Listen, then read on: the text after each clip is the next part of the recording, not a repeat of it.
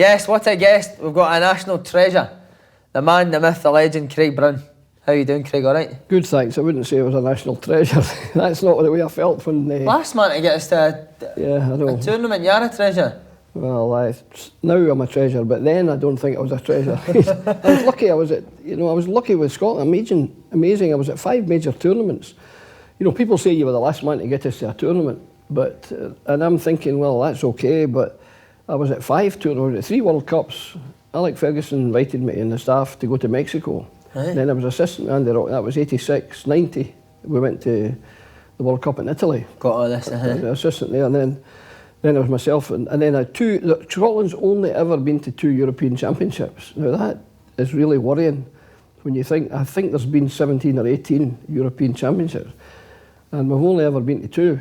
And Andy got us to the one in Sweden, and that was quite an achievement because only 8 teams qualified then. Now there's 24 qualified. We still can't do it. Can't get it. And then I got to 96. So in a 12-year period, I was at 5 big tournaments. And then since, well, how long is it? 20-year period, I've only been to 1. Do you feel like you didn't get the credit you deserve then? No, I wasn't looking for credit, but you know, I think I did. You know, I got to, you know, the guys, some of the knowledgeable writers, you know, they were very positive. You know, a guy like Bill Leckie praised me to high heaven. Yeah. Jim Traynor wasn't right enough. That's a separate story. But nobody was any good with Traynor, you know. But, credit where it's due. 80-year-old. You're looking magnificent. 80 year. Yep, 79. Hey. 79. What's the secret? Or is that a story I'm for 80 in 11 months' time. I'm 80. Right. So what's the secret for staying young? Clean living. Early piety, clean living, and plenty of drink. What kind of drink? Well, I used to say to the team, you know, if you gave them time off, you know, I was away with the national team preparing for a World Cup. I said, look, you guys think 3 lagers makes you invisible. And McCoy says, no, it makes us invincible. Well, I said, well, go out and get pissed then if you're going to be invincible. But brilliant. No, I've been quite lucky. The only illness I've had, I've had terrible knee troubles. You know, I've a replacement. That's what ended the career, wasn't it? I've a replacement left knee, and this one's needing a replacement. So too much dancing. I think at 79, I think I should just forget it. What type of player were you? They say, I don't like to say, they say I was dirty, I was aggressive. You know, the people don't believe that, but if I had any asset, it was aggression. You know, I was the guy, when I played it, the best time I had at Dundee, Shankly was the manager. And my instructions were he used to say, can you count, son?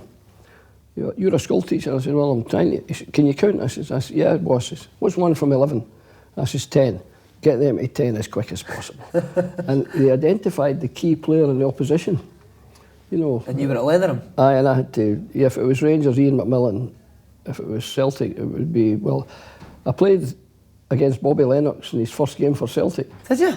His first ever game, 1962.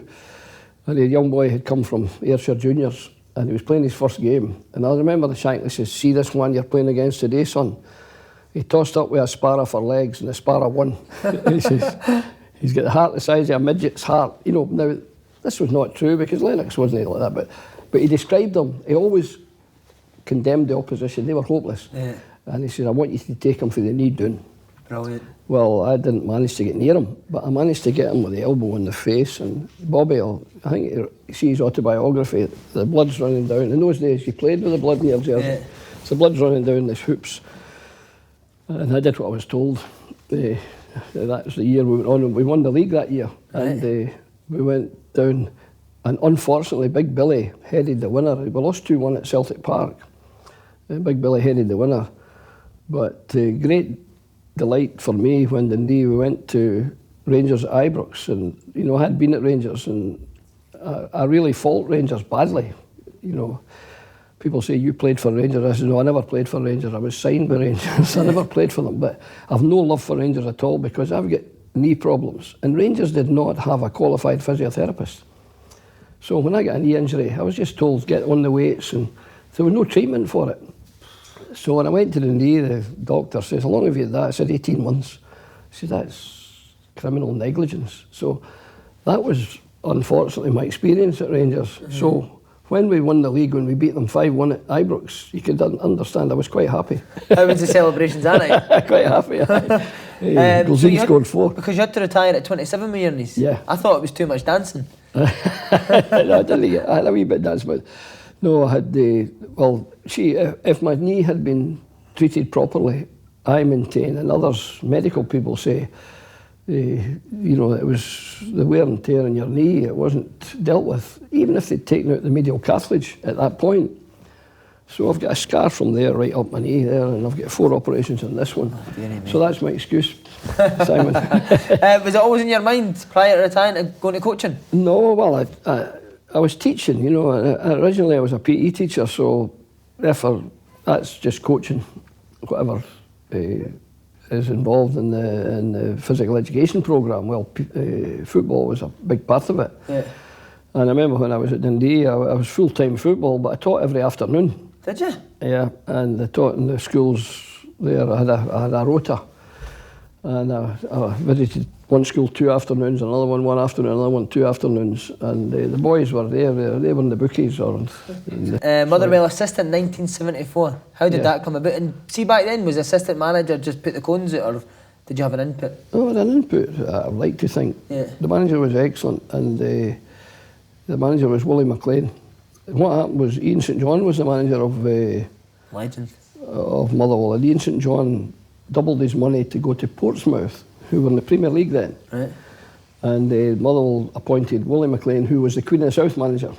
And I had been friendly with Willie in the coaching courses. And when Willie got the job at Motherwell, he invited me to come as his assistant. Now, I was teaching.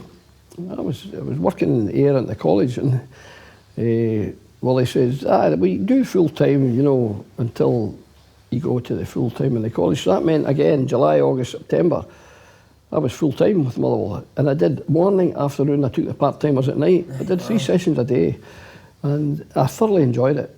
And my knee was holding up, so I was a very happy boy. And Motherwell had a right good team at that time. So you were dealing with good players in that, huh? Yeah, we were dealing with, you know, Rennie Watson and Wark, that team. The other Watson had Peter Miller in midfield, and up front they had Pettigrew and Graham. Maranello we signed. That was the deal. When St John went to Portsmouth as a manager, they couldn't afford them. They wouldn't pay the compensation, and it was 30 grand. So I get sent down to Portsmouth. They couldn't pay the money, so you can have any player. So you got the pick of the players? I got any Portsmouth player for Motherwell, and I took Peter Maranello as the player, and we got him. So the swap was St John the manager for Maranello the player. Changed days, eh? And Willie McLean was excellent as a manager. Was it always frustrating? Did you always want to be the main man? No, I was happy. I thought I'm lucky to be number 2 here because Willie, he was a brilliant. The McLean family, I think you'll appreciate this, are the most knowledgeable football family in Scotland, in my opinion. The 3 McLeans, Jim, Tommy. Willie and Tommy, Tommy, 10 years the manager of Motherwell, won the Scottish Cup with Motherwell. You know, Jim, his record at United, unsurpassed. Willie, 3 good, I think 4 good spells as of different clubs. He was at Queen of the South, he was at Raithrow, he was at Morton, he was at Ayr, did particularly well at Ayr, Willie. So all 3 McLean brothers, brilliant. Excellent. And their knowledge of the game, unbelievable. You got the part-time job at Clyde. Yeah. What was, obviously you said you were enjoying it as an assistant, was it just the pull of being your own man? That's what I said earlier, that was Billy McNeil. Yeah. Because Billy was the Clyde manager. And as I said earlier, I had played with Billy in the under-18 team, and I had been friendly with him. And when he was leaving Clyde, I don't know, I was surprised. They told me, Billy McNeil's recommended you. Now, I was assistant manager at Motherwell, and it suited me better, actually, to go to Clyde, because they were part-time, and that suited my full-time job. Aye, so I went part-time with Clyde, but Billy had recommended me. I've got to tell you about Motherwell before I get... Right, go for it. The first ever sponsored game was sponsored by Maryhill Carpets, and it was at Motherwell, and it was Motherwell against Celtic, and I'll never forget this. Maryhill Carpet guy, Big Peter, had a great idea. He'll deliver a red carpet, and the 2 teams will run out on the red carpet and right to the centre circle. And folk will say, what's this carpet doing? Sponsor, Big Peter.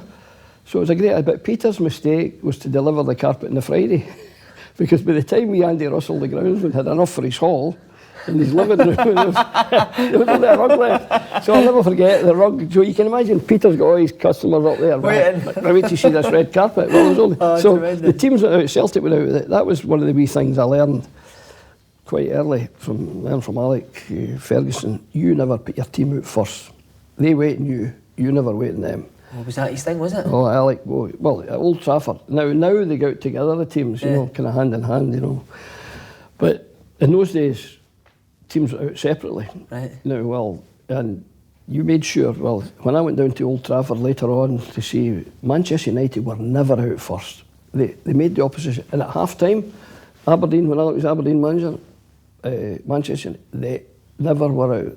They wait on you, and it's just a wee thing. It's a little thing, isn't it? Aye.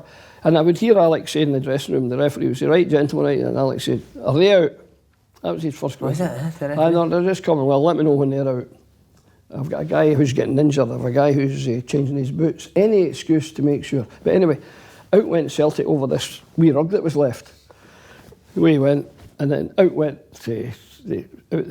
Motherwell out next, big cheer for both teams. And then I see wee Andy starting, the groundsman Andy Russell rolled up the carpet. I said, Andy, wait a minute. He said, what? I said, the referee's not out yet. He says, that bastard Davidson's not getting on the mother-in-law's carpet. So Bobby Davidson. So I'll never forget, that was the first ever sponsored game. Aye. Brilliant. And the first ever sponsored jersey was a brilliant one, was Hibs. Right. They had Buckter there. And they signed George Best. And you couldn't believe they got Buckter right across the front, 1982 I think it was, when sponsors were allowed. And you can imagine half of Edinburgh had number 11 Best and Buckter. On the front. Terrific. Brilliant. Advert for Buckter. Amazing. You won second division your first year as Clyde. What was your own philosophies that you maybe had that? Well, I had great training for football coaching and management from Willie McLean. And also I was on the staff down at Largs at the coaching courses. And they paired you with an experienced one, the young ones, you know. Now I got a wonderful manager to work with, was Eddie Turnbull, who was the Hibs and Aberdeen manager. And I was his kind of apprentice manager. And he picked up so much from him. I picked up so much from Willie McLean at Motherwell. So I went to Clyde, and Billy McNeil had left a good squad, we were flying up till Christmas, top of the league, and then we get an offer. They ran out of money, and Clyde never go into debt. That was the rule. We don't go into debt. Chairman says to me, a lovely man, William Dunn, we must sell a player. I says, oh no, we're top of the league, Mr. Chairman. You've got to sell a player. So I said, there's only two that you could sell there. Who are they? I said, Joe Ward, Steve Archibald. Well, get rid of them. And that's true. So I phoned every manager in the Premier League. We need money. And I'll not go on long, but to cut a long story short, Billy McNeil knew Archibald. From before, obviously. Because he was the manager at Clyde. So we got a huge sum for him, 25,000. And then a few years later, 2-3 years later, he went for 800,000, and there was no add-ons in those days. Right. You know? Oh, I get pelters at Aberdeen just now. They say to me, you know, you never even asked for an add-on. I said, never heard of an add-on at that time. So he went for 800 to Aberdeen, Archibald, and then I thought, when he goes at Christmas time, we're not going to win this league. We're top with a few points clear. And he was a midfield player, right side of midfield, battling player. Billy took him as a midfield player to Aberdeen, and it was an accident he became a striker. So then they transferred him for $1 million to Barcelona. So you've made Steve Archibald. When you were at Clyde, you got invited into the SFA youth teams. Was it Andy Roxburgh that invited you in? The history is, when we came back from Mexico, the Aberdeen manager was Alec Ferguson, and they wanted him to be the Scotland manager. And he said, no, I'm staying at club football. So, and he told me, and this is quite interesting, when we were in Mexico, both Arsenal and Tottenham were asking him, and he said, I'll give them their answer when I come back. Well, a director of Arsenal met a Tottenham director, and he said, we're getting Alec Ferguson. And I said, no, we're getting them. And both clubs got a bit twitchy, and they both went and got a manager. So Alec was a wee bit taken aback, so he went back to Aberdeen after the World Cup in Mexico. Right. But by September, October, Manchester United, Ron Atkinson wasn't doing so well. And Gordon Strachan, I think, said to the chairman at Manchester United. If you Ferguson. want success, get fit. But if you want calmness, if you want to rock the boat here, don't bring him. But if you want success, go to Scotland and get Ferguson. See, on Ferguson, when you were in Mexico, did you see him crack it? Did you see that temper in dressing rooms? Never raised his voice. Never. He sat. In fact, he would do a team meeting outside in the grass. He would pick the grass and chew it. And he was very laid back. There was no. In fact, folk at Aberdeen say, it was only occasionally he would have a blast. And I know, obviously, I'm very, very friendly with Archie Knox. Archie's my closest colleague in football. Now, Archie was his assistant. Yeah. Archie says, sometimes he said, but generally it was kind of low key. But when he told you something, you knew he meant it. Yeah. But he never. There was this hairdryer stuff that you hear about. I was how many games? 10 games with him with Scotland, and I never heard him raise his. He never raised his voice once. Yeah. He would talk in a conversational like I'm talking to you. He would say, "Well, if we get a free kick, and you get one at your club that you think might be useful." And somebody would say, I've got one. And I remember Stevie Nicol says, we've got one at Liverpool.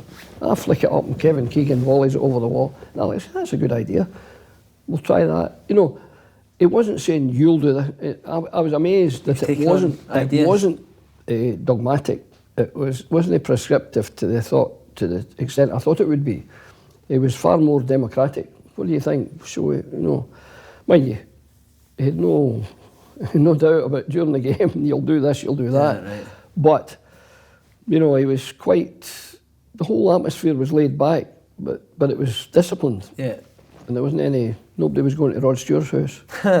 Andy Roxby, he was a school teacher as well, wasn't he? Yeah. What was it you seen in you think, that he brought you in at the SFA? Well, I don't know. I think, again, we met at the coaching courses when I was at Largs, and Andy would bring big name managers like Capello over to Scotland, and he would take him on a visit round various clubs to watch some training. Well, at night he would bring Capello and Saki to Sheffield. We'll go and they say, you better put something decent on the training tonight, Brun. I'm bringing Capello. Honestly, they would be watching you coaching? Aye, he would bring them. Andy would be giving them a tour of Scotland. They would go and see Celtic or Rangers in the morning. And then to occupy the night, he would take them to a part-time team. He'd take them to Hamilton or Clyde. Well, he knew me. So the boys will tell you, Capello, remember in his fancy, smooth camel coat, it was a Monday night at Sheffield. It's not the most pleasant. And it came to him and he flicked it on, he booted it in there and he caught it in the back of his neck and rolled it down the camel coat. No way. Aye. So, serious? Aye, the players tell me that. Even though it's a blood memory, but I know he says, I'm bringing a guy from Italy, and he brought Saki and he brought Cabela. And he brought, Andy would invite guys like Moller Nielsen when he won the European Championship up in, when Denmark won it. He would invite them to talk to the coaches. So he had to entertain them. So up to Sheffield? He would, not everybody, but he would take them to where he would see, he would go and see Jim McLean, he would go and watch Dundee United train, he would go to Ibrox when he knew Walter was there, and the atmosphere Andy created with the European people through the visits and his contact with them was great because it was good for us. Brilliant. Trips to Largs, had a few people on saying that the most enjoyable bit is the bar afterwards. Where was this? At Largs. Yeah, well, we're not denying that. Who would usually be usual suspects at the bar? Well, I'll have to indict one of my managerial colleagues who tells me he's the best manager, and we can't dispute that. And he won, or he should have won the Manager of the Year last year, he thought, but Stevie Clark got it. And this guy came up to me at the dinner. He says, why the hell am I know the Manager of the Year? Have you got him yet? Who is that? Come on. He's won 9 promotions, he tells me. 9 promotions? 9 promotions, this guy. Oh, I know who you're talking about. Dick Campbell. Dick Campbell, yeah. Dick was in charge until he got sacked from being in charge of the social events because we had a sale. We arranged a sale over to Millport, and the boys were all to go on the ferry, the staff. see, they get the weekend off at Largs. Right. He did Monday to Friday. You were off Saturday, Sunday. You came back and you did the next Monday to Friday. So he did 10 days, but he had 2 days in the middle off. So the lads could go home or stay. Well, the staff all stayed and we had a nice weekend. And one of the trips was the ferry to Millport. Well, Dick did everything. He went out every pub in Largs to get the trip sponsored.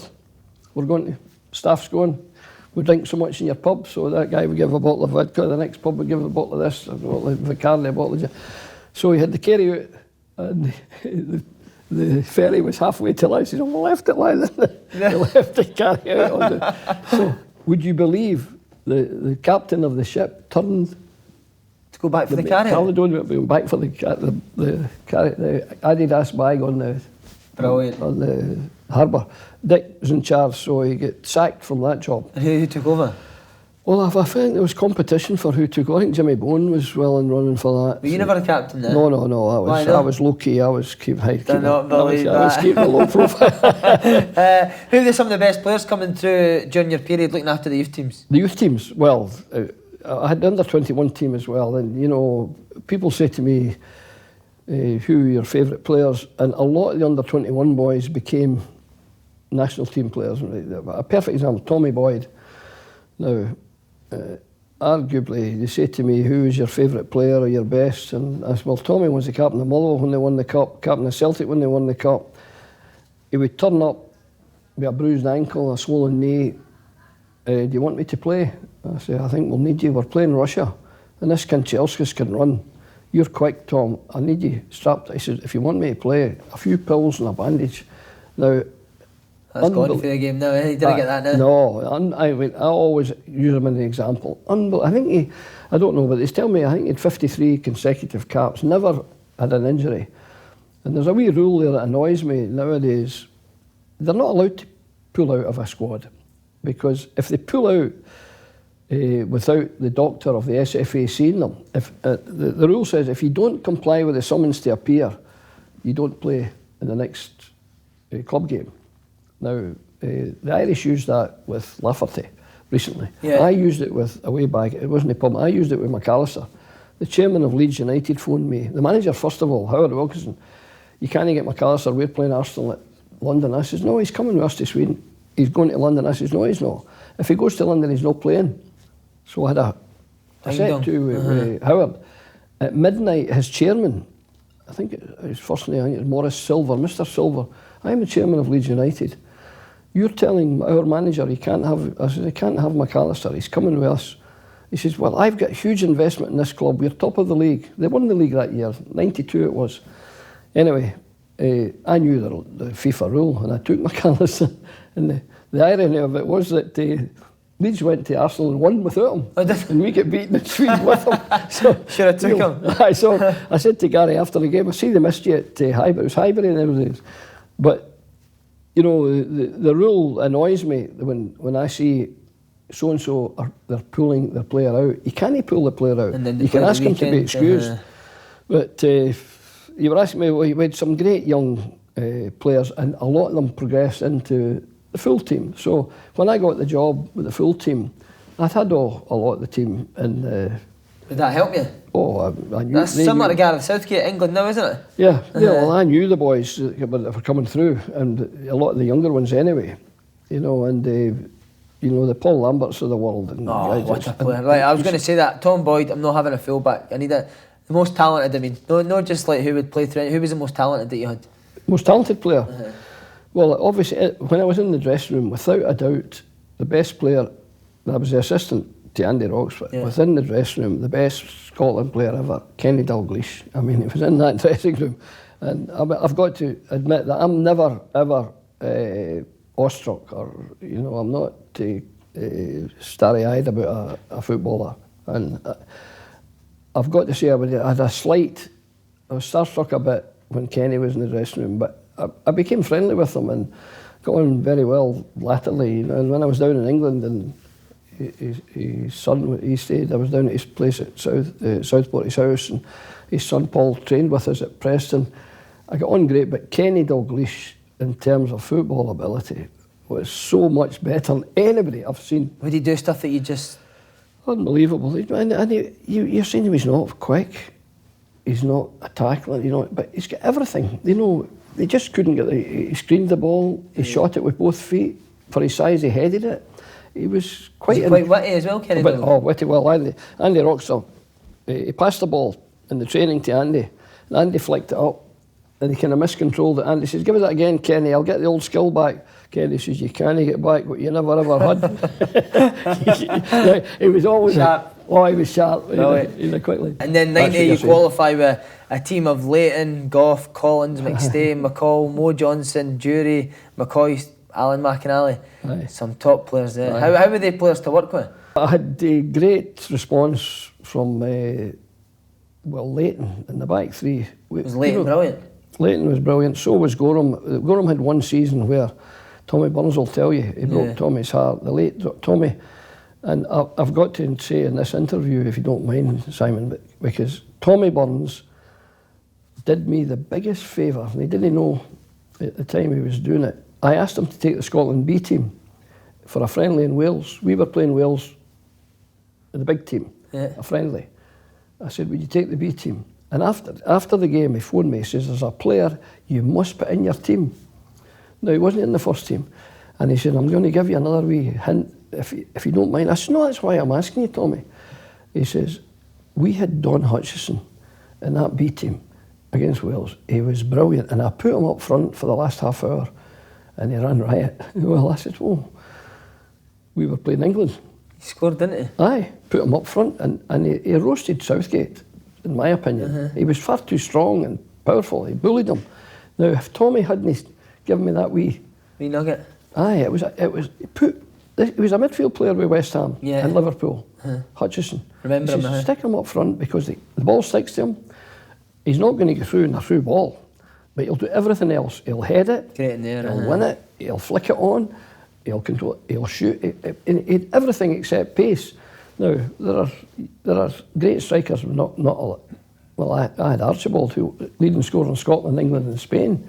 He had any great pace. Quick, No. Just on Italian, he beat Argentina in a warm-up game. Did that add to the expectation? It did, I think. Yeah. Well, Did you think you ever had a wee chance of going far? No, we just wanted to. At that point, we just wanted to be respectable. Right. We're not kidding ourselves that we thought we were going to be a winning team. We didn't wanted to keep the fans happy. That's important with Scotland. He's made an arse of that because you got beat for Costa Rica. Well, that was unfortunate. But you see, Costa Rica were a better team than people thought. Right. And so were Morocco. I lost to Morocco in my last game in the World Cup. But Costa Rica were a good side and had done very well in the qualification to the World Cup. And it was, I think, a lot of misinformed journalists thought that Costa Rica, we've not heard of them. Now they're football mad there. These guys have they got were a good players. team. They were fortunate to beat us because Mo could have scored a couple of goals in that game. But it was a major disaster, almost in par with Ali. Ali had that Peru situation, and I loved Ali too, so it was a shame. How was a young McCoist back then? Was his pattern still decent? Still the same, yeah. Funny. I could do a whole interview on Go on, McCoist. give us your best favourite Ali McCoist. Oh, there's so many. I can. Well, when he scored the great goal in Euro '96, and he hugged me after the game, they're saying to him, "Why did you run and hug the manager?" He jumped in to celebrate him. They said, "I never ran to hug him. I ran to ask him why I wasn't on for the start in the other game." There was one, when we went to the World Cup in France, we played a friendly. France didn't have to qualify because they were the host. Yeah. So they had a series of friendlies, and they invited a nice, easy team to beat to give them Conference Scotland. Right. So, and we arranged, and I said to Jim Farry, I said, only take it if we get a game in one of the venues we're playing. So he made a condition we go to St Etienne because we had to play there. So we played them at St Etienne, and I'll never forget this. I looked at the French team. That was the team that eventually won it, right? Yeah. And Amy Jackie was the manager, and he was a nervous guy, shaking, he was before the game because he was getting a hard time. He couldn't win a game. Right. And I said, "How are you doing, Amy?" And he said, "Why getting in all the trouble?" And he was playing Guivars, the Rangers striker. Guivars, right? Stefan Guivars, That tells you how desperate he was. So this game, I said, I'm talking to the team before. I looked at the French team. I said, they're good. And I said to Burley, Craig Burley, I said, Burley, see if that Zidane crosses the halfway line in possession of the ball and you don't fucking whack him, you'll be sitting on the bench with me. You're big, come look, big non. I said, now make sure. Well, McCoist was on the bench in this game. So just in front of us, 5 minutes, what a tackle on Zidane. I mean, it was an assault. I was delighted, but I thought he's going to get sent off. Now, I think the wee referee thought this is only a friendly. So we're saying, is it a red or a yellow? So he calls him over, and he's Spanish referee, but he speaks English. You are a bit late, number 8. You know, in the old story, Burley says, I got as early as I could. He says, but, he says, you were aggressive. He says, yeah. So it proved out a yellow, and I thought, oh, thank goodness. So McCoy shouts from the bench to Burley, hey, Burley, when he got the yellow, one more tackle like that, you'll be joining your teeth in the dressing room. So we get to half-time, it's 1-0 for France, and this is where McCoy comes in. This is typical McCoy. So just after half-time, I says, Coisty, get yourself warmed up. And he goes, no, a fourth time. Now, anyone else saying that would be cheek. Yeah. But it's not cheek. You know, it's just his pattern. It's good pattern. He says, no, a fourth time. I said, get warmed up. And he says, oh, I'm going on. I said, well, we're thinking about it. It's foolish to say you're going on because you could change your mind or something. Yeah. Well, something did change my mind because Gordon Jury scored a goal. The best goal. You'll get it on YouTube. He's wearing a yellow jersey playing for Scotland. That terrible yellow strip. I remember it. And what a goal he scored to make it 1 each. Well, when a guy scored, you'll know as a scorer that when you've scored, the goal's twice the size the next time you shoot. So I said to Jury, I said to the fourth of it, no, we'll leave him on. I was taking Jury off. So McCoy comes along. I said, Coy, we'll leave it just now. So he comes along and he says, Jury, 1 goal in 6 years. He says, prolific. Look at prolific, he says. Now, you know, he's the kind of guy that you can't be angry with. You just love him. You love him. He's so, and it broke my heart, and I don't mind admitting it. And I've told him, and I've told it publicly. I didn't take him to the World Cup. And now he had only played, I think, 11 games for Rangers that season, and he had a calf injury, and he was in and out. And so I decided not to take McCoist and Stuart McCall, 2 guys who did very well in the Euro 96. So I thought, I'm not phoning them, I'm not texting them, I'll meet them. So I phoned Ibrox and arranged a meeting. I asked the lassie, could I speak to them? And she said yes. I said, look, I need to have a meeting with you guys. Well, I think he smelt a rat, Ali, you know. I said, so I met them at Parklands Leisure Centre, the 2 of them, and I told them both there and then. Well, Ali he took it, but he was heartbroken, and he now jokes about it. He now says, I think he spoke about it on here. He says, you couldn't pick a team, Brun, you know. That's what he says to me nicely. But I tried to explain, I did explain my reasoning, and I thought, if I take you, it's an old pals act. And I took the young striker who I get over to see, and, you know, with hindsight, he was a good striker, but he was different from McCoy. McCoy was a wonderful substitute. When you sent him out to warm up, the crowd got a lift. Got a lift. There are others you send out to warm up, and he's not. Well, that's usually me. Well, yeah, but McCoy so I didn't take him, and he's not held it against me. I've got to say, he invited me onto his chat show. And Talk Sport? No, McCoy and Macaulay on television. Oh, right, okay, right. And they had 3 guests. He had Leslie Grantham, an actor. He had Kylie Minogue and me. And he says, Kylie's the star, Brun. You're last. She's last, you're second. I said, okay. So 15 minutes each. So he does Leslie Grantham, who is, I didn't know, an actor from EastEnders, West Hampton. So he interviews him. Then he gives me a big build-up. My friend, my manager, Mr. Craig Brown, and they all clap. And I'm walking down in the theatre to go up on the stage. And I put my foot up like that. He says, no. You keep me sitting on the bench long enough. Get back to you. I said, well, I loved that. And he brought Kylie. Well, it was to be 15 minutes each. Well, Kylie get 24 minutes, and I get the last 5.5. 5.5 minutes with Kylie, though. Not bad, eh? Well, no, I had a whole afternoon and waiting. But he had 5.5 with McCoy. Right. But she got the big billing. You'd rather 5.5 for Kelly, wouldn't you? No, that's far too long. Right, we'll talk about you getting the Scotland job yourself, because it was temporary charge first. How proud are they when you got named the Scotland manager? Well, they asked me to hold the fort, and again I made another mistake. You know, I think back, I made 2 glaring mistakes. I've got to think of all the other times. I had 70 games, and I've got to admit that, you know, the others, I'm not trying to be immodest, I'm trying to be honest. You know, when I look back, I didn't make a mistake in many I thought. And the selection was shared with my colleague, who was Alec Miller, then Archie. And we picked the team, but I made a mistake in the temporary job. I was asked to hold fort the Scottish team. 2 games remaining. Would you take these 2 games? And I never for 1 minute thought I was going to get the job, because all the names were getting mentioned. Graham Souness, Gordon Strachan, these guys. Yeah. And I thought, well, I'll just do my best. So one was Malta and one was Italy. The first one was Italy in Rome. It was in Rome, the Olympic Stadium. And I learned quite a lot from that game, because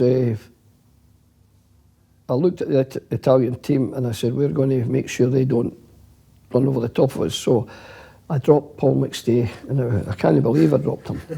and I brought in Davy Bowman. Oh, wow. Now, they're different players, and my reasoning was logical. It was, Baggio's got to get that, and Davy Bowman's a man for Baggio. So I put him man for man on Baggio, and I dropped Paul. Now, Paul's a wonderful player and a wonderful guy, and I met him just recently at the end of the season. The last game Clyde had there, his son was playing. Chris was playing, that's right. And Paul was at the game, and over from Australia. So I leave him out of that team. Well, you can imagine the press right away. And then I go to the next Celtic game, and I'm driving, parking my car, I'm going knocks the window. By the way, McStay's number 8, Brown. You know, and of course the announcement at Celtic Park, they were playing a European game. Just after it, ding dong, today's football man of the match, Paul McStay of Celtic. And did you hear that, bro? You know. Well, that was a mistake, but why was I telling you that? And I thought, I'm not going to get this job. We played Malta after Italy. Malta, but I think the Italy game, I've got to tell you, because you're a media man. Yeah. No, I'm not a media man. Well, you're a kind of a media. Well, you're doing a kind of. It's because I always say what a mistake I made, because I said after the game, I went to see the warm-up that was being done by the Italian team, and they didn't come out. And I thought, where are they? And I'm asking this guy, and he says, well, they're warming up inside. There's a full-sized indoor pitch at the Olympic Stadium. Right. And I went and I saw a warm-up, and to coin a phrase, I was shitting myself, because the sweat was on doing Baggio's ponytail, and the tempo of the warm-up. So I went into our dressing room, I said, sit down, guys, I'm going to tell you something. I've just seen a warm-up. I have never seen anything like it, the tempo. If we're not switched on here, we're up against it. So be right, the first 10 minutes, be right into everything. Concentrate for 4 minutes. Boom, boom, boom, a goal, a long shot. Big Brian Gunn was a goalie, 1-0. And I'm in that Olympic. I'm looking for a hole in the track to jump into. another, well, I don't know how many minutes. Another goal, 2-0. I said, oh no. Now we're doing all right, I'm thinking, but luckily Kevin Gallagher got one just before half time, 2-1. It ended 3-1. Now there was 80,000 there. They had to win to get to America to the World Cup. We had no chance of qualifying, so it meant nothing for us. Mm-hmm. But Hampden the next morning, and a journalist who will remain nameless says to me, well, what about that, Brown?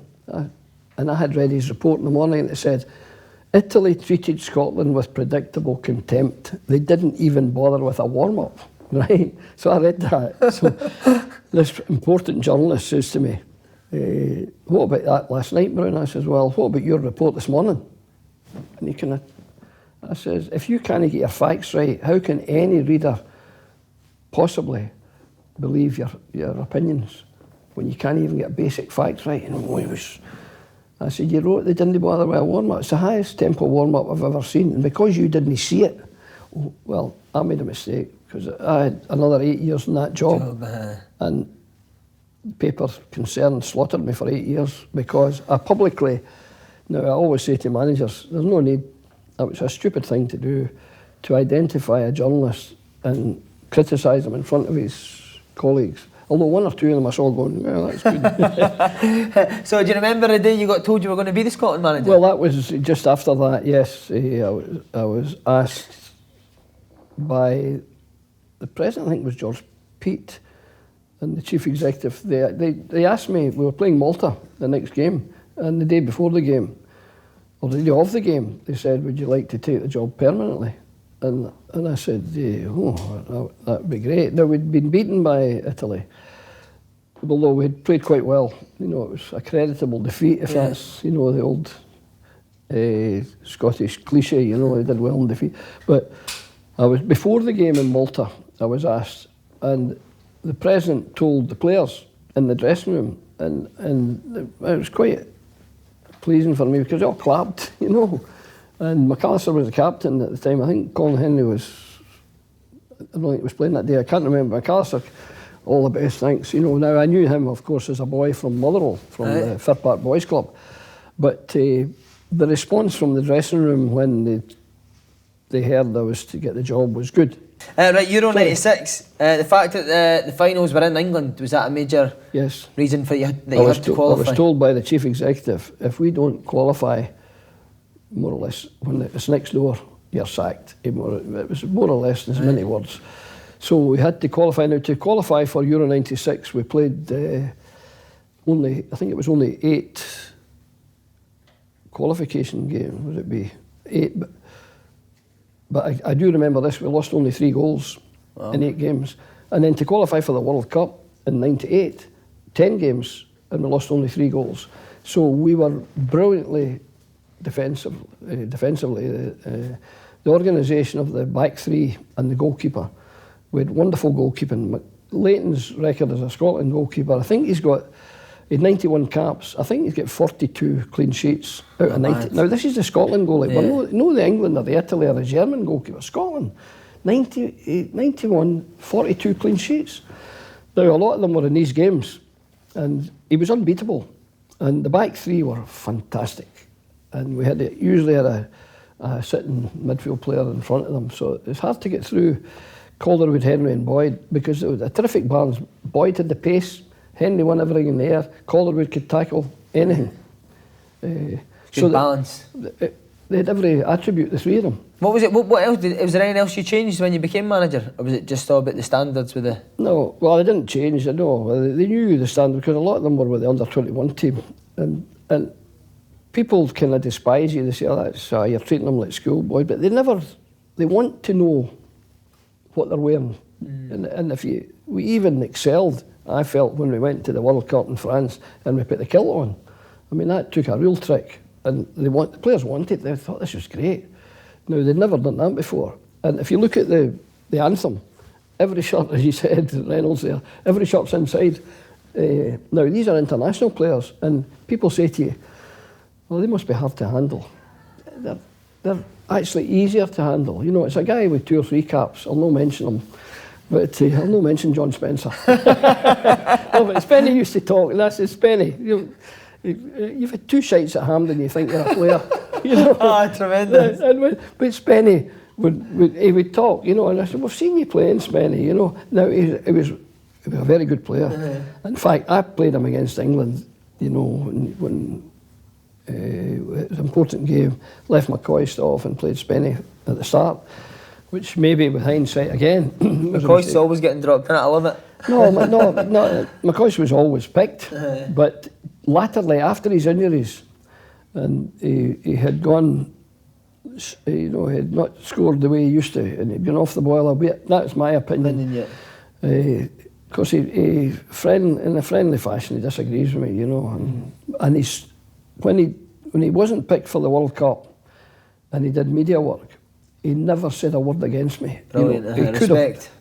No, but he could have gone on and said Brown this and Brown that. He was so supportive, and he definitely said positive things all through. So I can't complain. England were getting pelters for that trip in Holland. Holland camp was in turmoil. Did you feel like you had a realistic chance of qualifying? Yeah, I did. I thought the team was good. I think to score against us, it'll be a problem for the opposition. And I genuinely thought, when we went to Euro 96, I didn't ever say it because you get egg in your face if you say what you're going to do, but I actually felt that we have a good team here, and if we can score a goal. The problem was scoring because we were defending very well, and to get a goal. So I actually went down there very optimistically. How proud were you standing in the dugout against Holland? First major tournament as a manager of Scotland? I'm accused of being too, maybe a bit calm and a bit unmoved, you know. See, I think I was never starstruck or overawed with an international match or a big game. And I think that came about because when I was only 17, I went into the dressing room at Ibrox, which was full of, you know, Niven, Shearer and Calvert, you know, that lot. It was full of big... And therefore, I looked at a footballer not as a god or an idol, just as a guy, as a pal quite often. And they were just guys. And a lot of big-time players, very insecure.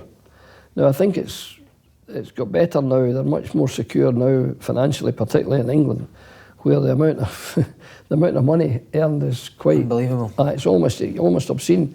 You know, I don't like to be critical of it, but even in my time, if a player was getting 20 grand a week, $1 million a year in England, that was a good salary. Yeah.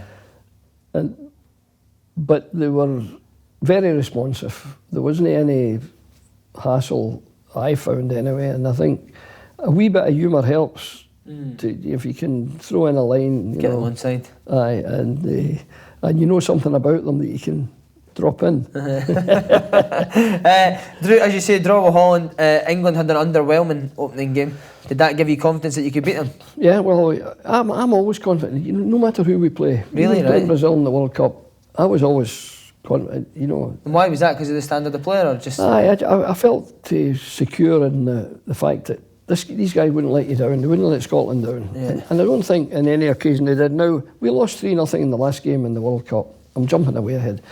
But we lost 3-0. But if you look at the stats of the game, and I'm accused of doing that, we had more of everything than Morocco. You know, we got a man sent off. Craig Burley gets sent off.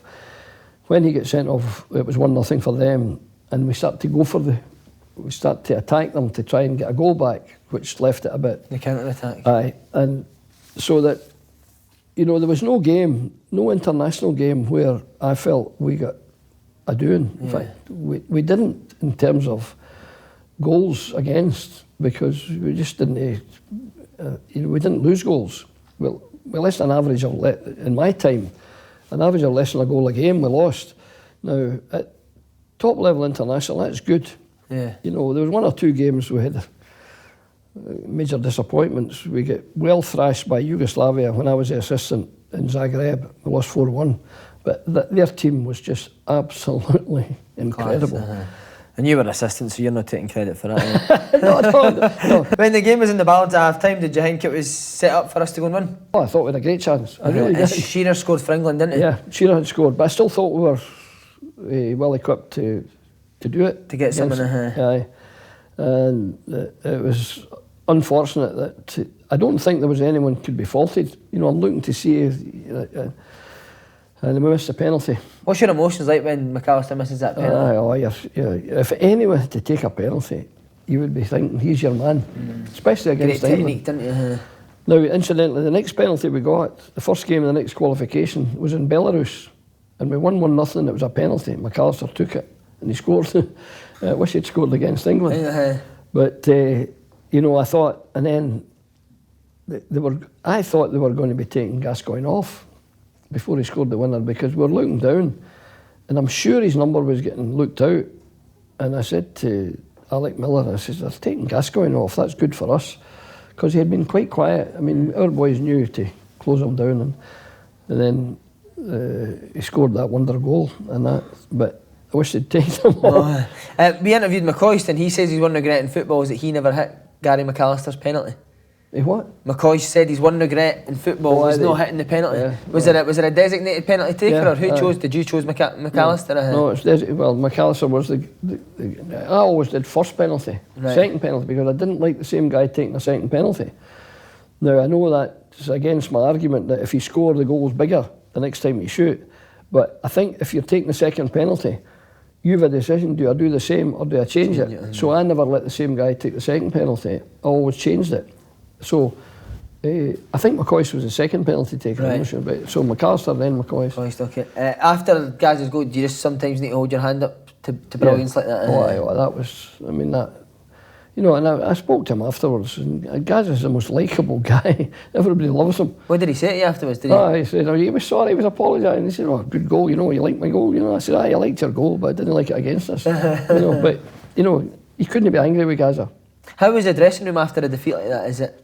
Very, very depressed, very low. And that's, you were talking about after the game. I went back to tell them we got a room for them. And it was in a bar. A room the size of the room we're in just now, and no one else in the room apart from the players, and they could have a drink. Television was there if they wanted to see it. One or two guys, McAllister, for example, he was away doing a BBC interview immediately after missing the penalty, which took a bit of bottle, that. The rest of them were there having a drink, and to try and get it lighten the mood off their head. Lighten the mood. So, but it was, you know, it was a heartbreak to lose in that fashion. Yeah, Switzerland game, McCoy scores the win on the 36th minute, but our fate still depends on England and Holland result. Did you think that the result would go away, or did you know that No, it was going to be tough? I thought when we were playing the last game, I thought we were getting words of the score, and we were through at one point. And therefore we didn't go chasing, we just made sure we didn't lose a goal. And unfortunately, they got one through the keeper's legs, I think, you know. So it was a disaster for us. But, you know, you couldn't, other than commend the players. I thought they did well down there. Yeah. And, you know, Euro 96 being so close to Scotland, it was important that we did well. Yeah. It was even more important that we qualified, but we didn't, unfortunately. See, is it hard for an international manager when you get that, you've got a good group together, you've suffered a wee bit of disappointment, and then not need to go away? Whereas a club manager, they can put it right the next week. Does it linger with you for months? It does. It's a long wait to your next game, especially if it's a tournament. Then your next game is not for, you know, several months, and you're hanging about waiting, and then you're wondering, you're having a look at them. Are they ready for the next challenge? But they certainly were, because I remember our first game was Belarus in the next campaign, and I'm sure it was McAllister who scored the only goal. The penalty, as you said. Penalty, aye. Right. France 98 qualifying, controversy obviously, the Estonia game. Talk us through the madness of that trip. Were you still worried that boys would go out there and have a nightmare against nobody? well, I thought that was a certainty. If we were told, and I feel quite bitter about that, we were told by the match delegate, if you turn up, take the kick off, you'll get the points. That was it. That was the instruction. He was quite sure, a French delegate. So then they made us replay the game in Monaco, which is a good one. Did the boys still warm up for that game? Aye, they did everything, because I thought they'll turn up. Did you, right? So you were expecting them to come? I thought they'll come ready to play. They'll come in a bus ready. The dressing room is empty. So did you do a team talk in that as well? Yeah, everything is normal. Everything, absolutely. They'll tell you. We did a lot, because I was certain that they would turn up, and then we were told. Well, we weren't, not at that time. When they didn't turn up, we took the kick off, as you know, and we were brilliant. Nobody made a mistake, and the boys went home thinking, well, we've got 3 points, because I told them that, and the delegate told me. Then we get the word that we had to replay it in Monaco. And it finishes 0-0, doesn't it? Aye, which was an amusing one, because the day of the Monaco game, I'm jumping ahead of you, sorry. That's all right. The day of the Monaco game, I'm walking in the marina in Monte Carlo with Willie McDougall, the chief superintendent, who was a security guy, right. Big Willie.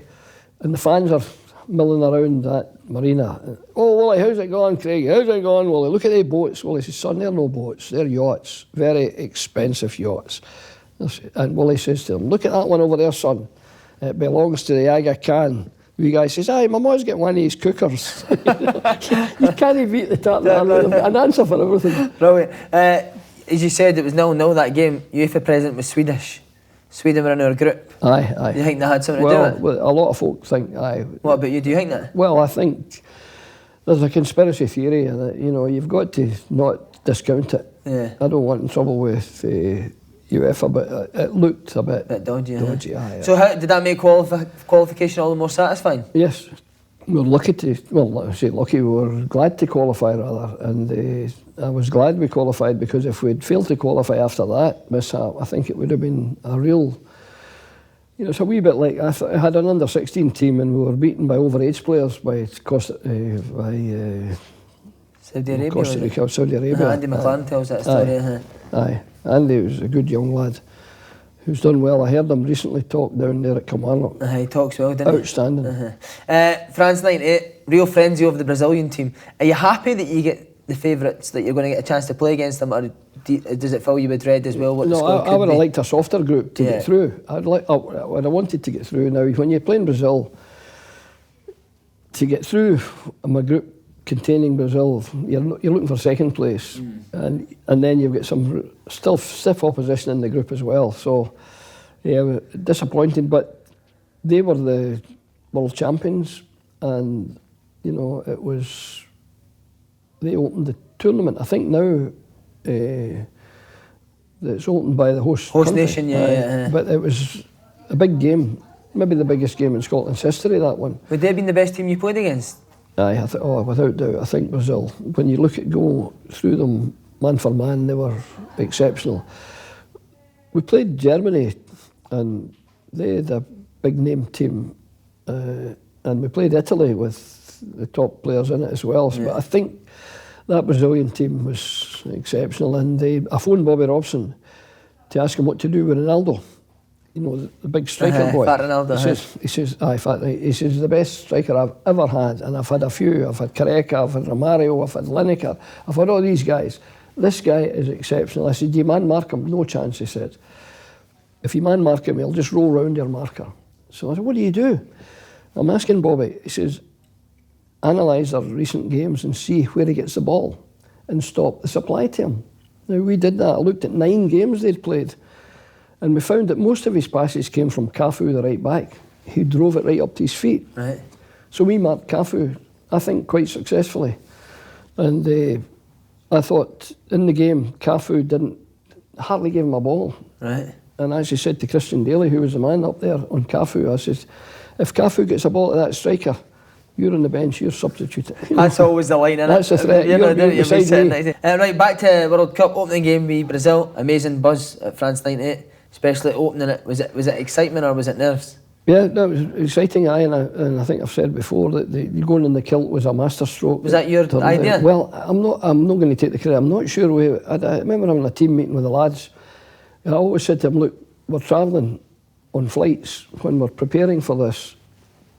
Are we wearing our uniform? Are we wearing leisure gear or are we wearing suits? And in the conversation, I think I joked, somebody, we'll go in the kilt. I said, hey, that's no a bad idea. And we got a deal with a kilt manufacturer, and he gave us all a kilt outfit, and he put money into the player pool for us to wear the kilts. Brilliant. Now, I'm ashamed here, I can't even remember the name of the manufacturer, because he would want to be named. He deserved to be named, because he gave us all, the whole staff and the players all got a complete outfit, which they're still wearing, a lot of the guys. Brilliant. They're going to a wedding. You said everyone was the same. Was it pants or no pants? Everyone was the same. I don't know. We didn't investigate.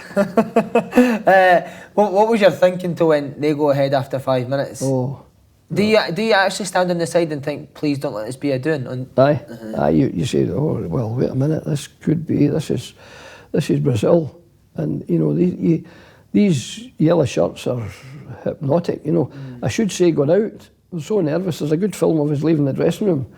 The boys are so nervous. They're all going out, and Jackson goes the other way. Oh no, sorry, not Jackson. Calderwood. He goes the other way. He come out the dressing room, turn left instead of turning right. Wow. The whole team's. But I was proud of them lined up immaculately for the anthem, and I was proud of them singing the anthem. Was that a big thing for you as manager, singing the anthem? You should say, we sing the anthem.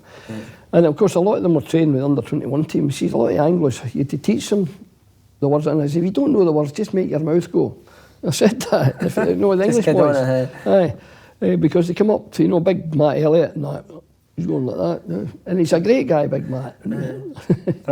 See, once we'd scored the equaliser, did you find that they weren't as formidable as you first thought? Well, that's what we thought. We had a wee chance. Yes, we did. And you know, throughout the game, I think the percentage of everything was pretty even. You know, when you look at the match stats analysis, it was pretty even. Now, for us to be even with Brazil, although Brazil weren't quite the Brazil of they used to be, you know, but they're still Brazil. And I do remember that Germany beat them in the last World Cup there over in Brazil. 7. And I thought Germany gave us a great example of humility. When they beat the host country in the semi-final, they didn't do this jumping about around. They just walked, shook hands, went off calmly. Was it gut-wrenching how we lost the game? Your man Tom Boyd? Aye, Tom, aye, well. No one has ever faulted Tom, and I wouldn't. It was a pure accident that hit his chest, and it was really rough on Tom. But because he's one of our most reliable guys, you know, and I've said to you that Tom Boyd is a perfect example of anyone, for any young player that wants to aspire to the top level without any showing, you know, with the humility that he's got and the conscientious attitude. Terrific. Who did you say was the best player again that you managed at Scotland? Dalglish. I would have thought that maybe maybe McAllister, although there was an incident that we had to take him off, the fans were getting on to him. McAllister arguably, but I say Boyd in terms of dependability, every game, turning up, whatever the instruction was. He would do it. And usually there was a good player that we maybe needed to deal with, and sometimes it would be Tommy Boyd. And I mean, I remember Russia away from home, very important, and frozen, -11, and the pitch is pretty hard, although they had undersoil heating, it was hard enough. And Kanchelskis was still, it wasn't split, it wasn't Ukraine then. Right. And Boyd put him right in the game. Brilliant. After a draw with Norway, there's still a chance to qualify going to the final game. Disappointing 3-0 to Morocco. Aye, disappointing. Well, I felt we were all right in that game. And they were, people denigrate them, or they say, oh, it was Morocco, they shouldn't. Morocco were the African champions. Now, if it had been one of the better known African teams, if it had been maybe Ghana or Nigeria or South Africa, now they won that group handsomely, and they were the African champions, and they had some, and Morocco's... Mustafa Hadji was brilliant, wasn't he? Hadji, aye. I think they've 6 times the population of Scotland. They're football mad. I went over to Casablanca to see them and to get a wee bit feel, and I saw them, and they were good. Now, the analysis of the game will tell you that we had more possession, would you believe? We had more corner kicks. That I always get slagged for saying, well, we beat them in corners. You know, the press loves that. But we beat them but we had more of everything, more shots on target, and yet we lost 3-0. And fine margins, I fell out, not fall out, but I disagreed. Archie Macpherson wrote a book, you know, it's a good book about international football, and he talked about humiliation. I said, Archie, the result was a humiliating result, maybe 3-0. But if you were at the game and you were at the game, you should have, I said to Archie, it wasn't a humiliation, the game, but the result looks terrible. But if you analyse it and you're fair-minded, you say that was the most unfortunate set of circumstances. Now, when Burley gets sent off from a tackle from behind, which was newly introduced, any tackle from behind, it was a bad tackle certainly, but he was removed. So then when a man shot up, and you could have played the game and lost 1-0, but you're trying to attack and be a wee bit adventurous. So we go forward. I'm not sure. I think I put Jackie McNamara on and he's an attacking defender. You know, when Burley came, trying to remember who took off, but I definitely know we went mentally to try and get something. Get something at the game. We failed to qualify for the next 2 tournaments. Could you sense the level of talent wasn't it what it once was? Yeah, in recent years, well, over the last 2 decades, the talent hasn't been... Why do you think that is? I think quite a number of reasons. The kids nowadays are playing with these things in their hand, and they're not playing football the way they used to. Now, you say that applies to other countries too, but it may well do, and we don't have the facilities, indoor, comfortable facilities, like, for example, in Iceland, Reykjavik, 7 indoor pitches. We've got 5 in Scotland. Now, Reykjavik's 350,000 people. I mean, a fraction of the size, and they say, why are Iceland progressing? It's not to do with coaching. We've got brilliant coaches still in Scotland, I'm sure, and even the club, you know, when I say even the club managers are first class, but the material they're working with. I mean, I was working with guys, 3 of my team, when I had the job, won the English Championship. Blackburn Rovers won it. Now, you've got Henry, you've got Gallagher, and you've McKinley. And Billy McKinley wasn't always in the team, as she says. And that was your squad? They'd won the Premier League, the 3 of them? They were in the Premier League. You've got a player in your squad that's won the Champions League. Then that was Paul Lambert. You've got Celtic and Rangers players who were in European finals. Now, can you see the difference? Now, we're picking boys now from the Championship in England. And I know, I'm not saying denigrating or being disparaging about the Championship, because Ryan Fraser's a great wee player, but the players that we were eliminating, were leaving out, were better than some of the guys. And I'm looking at, and when Gordon Strachan was getting a hard time, the press were saying to me, what do you think? Should Strachan go? Should Strachan stay? I said, it's no Strachan, it's the quality of players he's got. And it's improving a lot now. You can see, I think. It's coming back again. You see, we've got the boys in the middle of the park now, the McGinns of the world, and we've got the Robertsons and the Tierneys, and and Big McKenna. We're getting players now that are beginning to brighten the scene. When did you feel it was the right time to resign? Well, I felt that I was ashamed having failed to qualify. Now, I think it was by 1 point. It was just, and when we failed to qualify for the last, I had 4 attempts at qualification. We got out the group in 3. We qualified, and then we got to the playoff against England.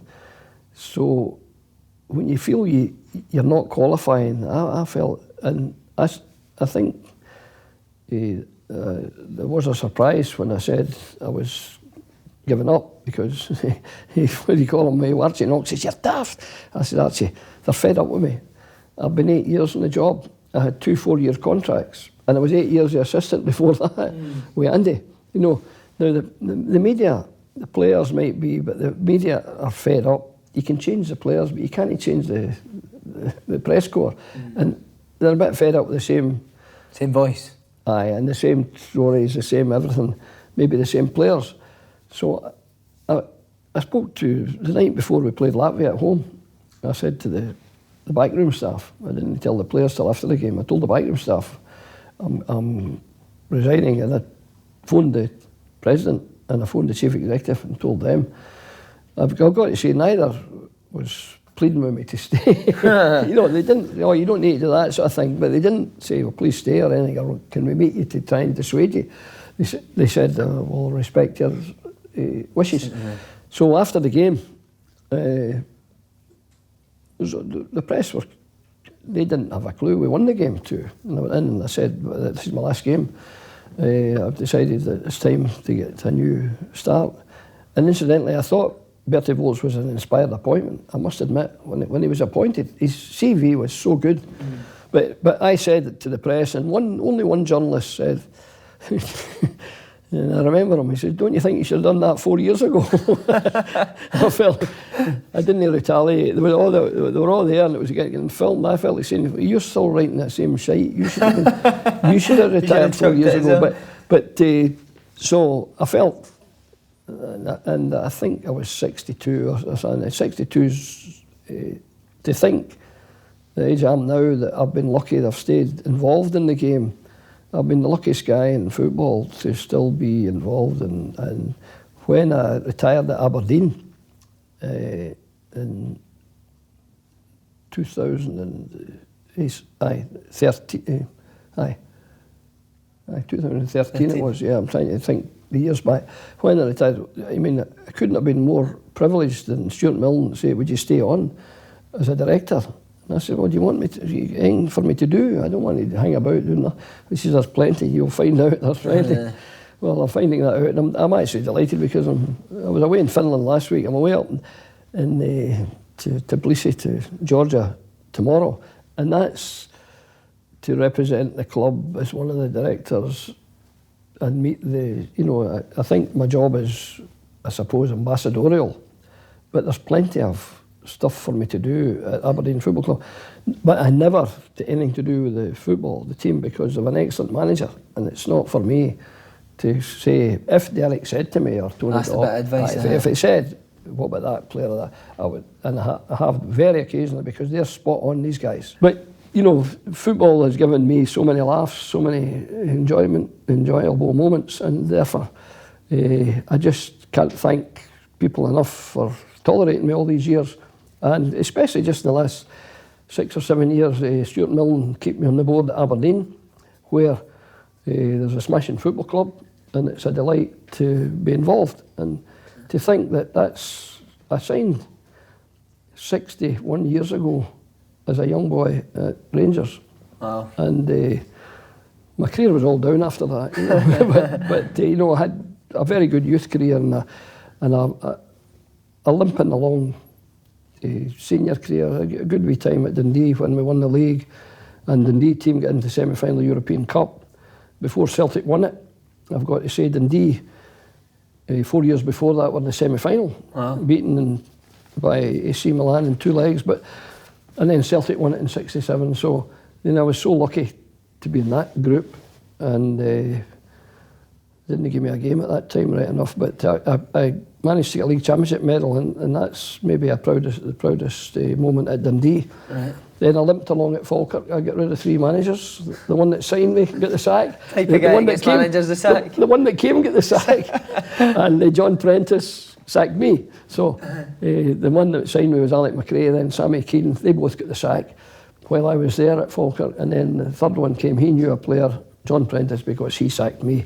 And I know, I thought it was a smashing football club at Falkirk. I have no recrimination, no regrets, because I was in one leg and didn't do as well as I should have. But so to have lasted 60 years, more than 60 years in football, I've got to acknowledge it's been a real privilege, and I don't for 1 minute take anything for granted. I'm so grateful to the people that's allowed me to be as long in the game. What a career. Thanks very much, Craig. Thanks, Simon. Thank you. Cheers.